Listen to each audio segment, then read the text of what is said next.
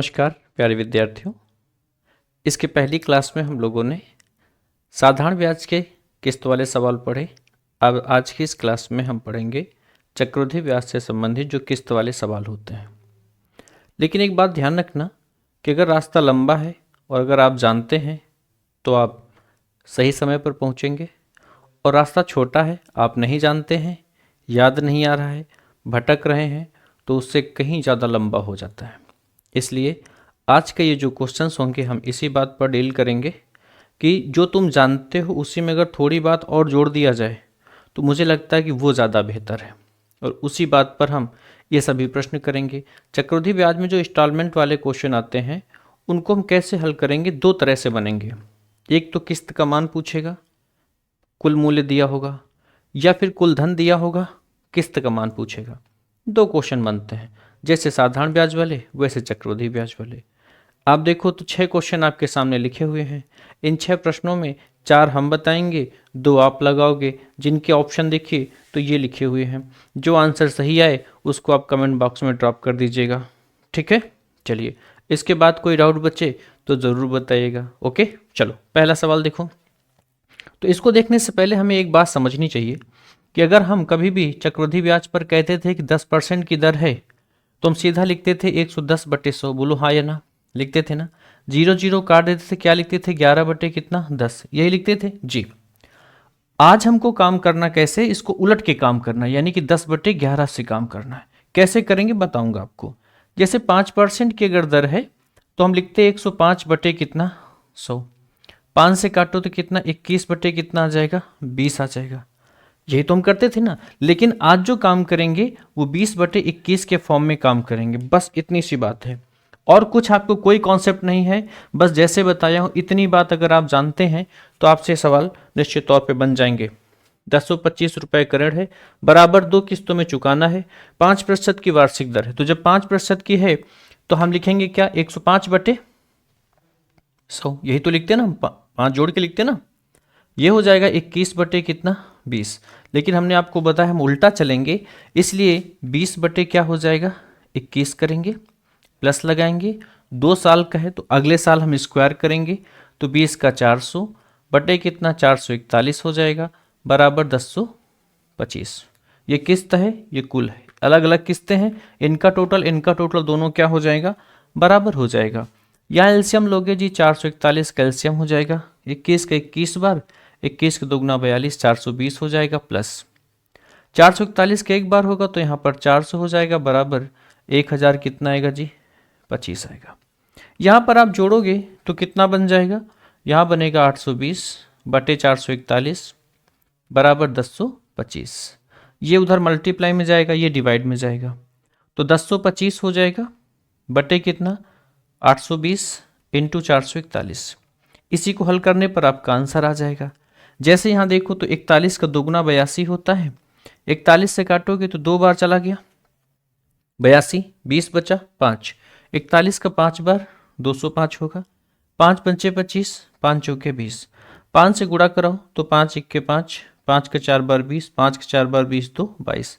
Divide करोगे 4 से तो 4 पंचे 20, 2 बना 4 पंचे 20, 5 बना 4 इक्के 4 कितना 2 बना 4, 1 बचेगा, 4 का दोगुना 8 और 4 बचे 20। तो प्रत्येक किस्त का मान यहाँ पर निकल आया। बहुत सुंदर तरीके से क्या आया 551 सही 25। इसको बोलते हैं 551 रुपया, ठीक है। चलिए आइए अगले सवाल पर देखें।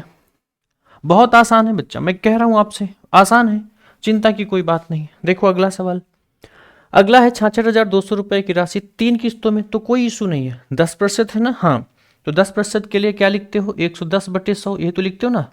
यानी कि 10/11 बटे कितना लिखते हो 10। तो हमने कहा हम पलट के काम करेंगे। इसका मतलब ये हुआ कि 10/11 प्लस अगले वाले में स्क्वायर करेंगे तो 100/10 का स्क्वायर 100, 11 का स्क्वायर 121 हो जाएगा।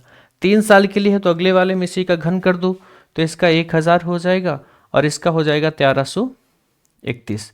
ये राशि हो गई, 3 बराबर किस्तें हो गई। राशि यहाँ पर जो लिखी है उसको आप चुपचाप लिख दीजिए। ये किस्तें हैं, इन तीनों में अगर आप एलसीएम लोगे तो निश्चित तौर पे यहाँ पर 1331 इसका एलसीएम आ जाएगा। इसको 11 से भाग करोगे तो 21 बार जाएगा। 21 का 10 से करोगे तो 1210 आएगा, प्लस किया। 121 से अगर इसको भाग करोगे तो 11 आएगा, यहाँ पर हो जाएगा 100 से गुणा करोगे तो 1100 हो जाएगा, प्लस इसको एक ही बार होगा तो ये 1000 हो जाएगा, बराबर 66 अब आप देखो तो इनको जोड़ोगे, ये गुणा में जाएगा, जोड़ के बटे में आएगा। मैं सीधा कर रहा हूँ, देखिए तो यहाँ पर 3000 ये हो गए, 210 और 100, 310 हो गए और 310 है ना, तो कितना बन जाएगा यहाँ पर 310, यानी कि ये बन जाएगा तीनों को जोड़ने पर, बटे कितना आएगा 1331, बराबर कितना 66 ये बटे में आएगा, ये गुणा में जाएगा। जब इसको आप गुणा में करोगे तो फिर ये यहाँ पर देखो अगले लाइन पर हम लिख लें 66 बटे 3310 इंटू 1331। आप देखिए तो शून्य से शून्य कट गया, ये 2 बार चल जाएगा यानी 20 हो जाएगा। 20 इंटू 1331 करोगे तो 13 का दोगुना 26, 21 का दोगुना 62, यहाँ क्या आ जाएगा 10, यानी 26,620 रुपये की प्रत्येक किस्त हो जाएगी। आसान है, आप बहुत ट्रिक के चक्कर मत पड़िएगा, मैं आपको समझा रहा हूँ, ये परमानेंट याद रहेगा, बाकी चीज़ें आप भूल जाओगे। नहीं तो हम आपको बता सकते हैं कि ऑप्शन देखो टिक करो, लेकिन वो हर जगह नहीं बनेगा जी। आप समझ रहे हो ना मेरी बात को। चलो अगले सवाल पर चलते हैं। आपको लग रहा होगा सर इतना बड़ा लगा रहा है, अरे जी मैं आपको समझाने के लिए लगा रहा हूँ ताकि आप समझ जाओ, क्योंकि आपको समझना बहुत आवश्यक है। पेपर में पेपर हैंडल किसको करना है, आपको करना है। मैं तो एक एक बता रहा हूँ, अब इसको मैं स्वीट एकदम सॉफ्ट और छोटा करके लगा दूंगा, सारी बातें बोल के ख़त्म कर दूंगा, लेकिन हमें आपका भी तो ख्याल रखना है। चलिए अगले सवाल पर। अगला सवाल देखिए क्या लिखा, कुछ धन उधार लिया गया, ठीक है, तथा उसे 2 वार्षिक किस्तों में चुकाया गया। यदि प्रत्येक किस्त की राशि, अब यहाँ पर किस्त की राशि दे दिया गया है 882 रुपये हो, तो धन क्या होगा यदि CI मतलब चक्रवृद्धि ब्याज की दर 5% वार्षिक हो तो। आसान है, देखो जरा कैसे। 5% है तो हम 105 लिखेंगे, 105 का मतलब 21/20 लिखेंगे, मतलब हम सीधा लिखेंगे 20/21।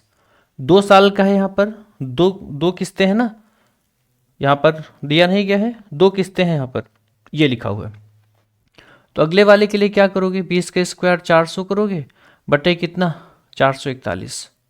यही तो हम कर रहे थे ना, बोलो यही कर रहे थे। अब ये किस्तें ही तो हैं, लेकिन वो कह रहा नहीं भाई किस्त की राशि कितनी है 882, तो इसको 882 से गुणा कर दो, दोनों को ऐसे 882 से गुणा कर दो, तो 20 गुणा कितना हो जाएगा 21 चौक 84, 21 का दोगुना 42, प्लस ये कितना 2 बार चल जाएगा, यहाँ कितना हो जाएगा 800। इनको जोड़ोगे, इनका मल्टीप्लाई करो, 42 दुगना 84 हो जाएगा, प्लस 800। अब आप बताओ 1640 आया कि नहीं है ना स्वीट तरीका। 2 स्टेप में सवाल लग गया, ऐसे ही लगेंगे जी, आप धैर्य तो रखिए थोड़ा सा। अगला सवाल देखो ऐसे ही बनेगा, कोई इशू नहीं। देखिए जरा नेक्स्ट क्वेश्चन कैसे बनाएंगे। तो यहाँ पर कुछ धन उधार लिया गया, ऊपर जैसा है, सीधा देखो 2 किस्तें हैं, प्रत्येक किस्त की राशि 529 रुपया है, दर 15% है। जब 15% होगा तो 115/100, 5 से काटोगे तो 23 बटे कितना आएगा 20, और जब 23/20 आएगा तो 20 बटे कितना लिखोगे 23, हमने कहा पलट के काम करेंगे, प्लस ये पहली किस्त हो गई।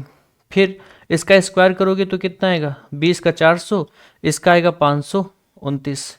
यहाँ पर किस्त का मान दिया गया है 529 रुपये, ये देखो।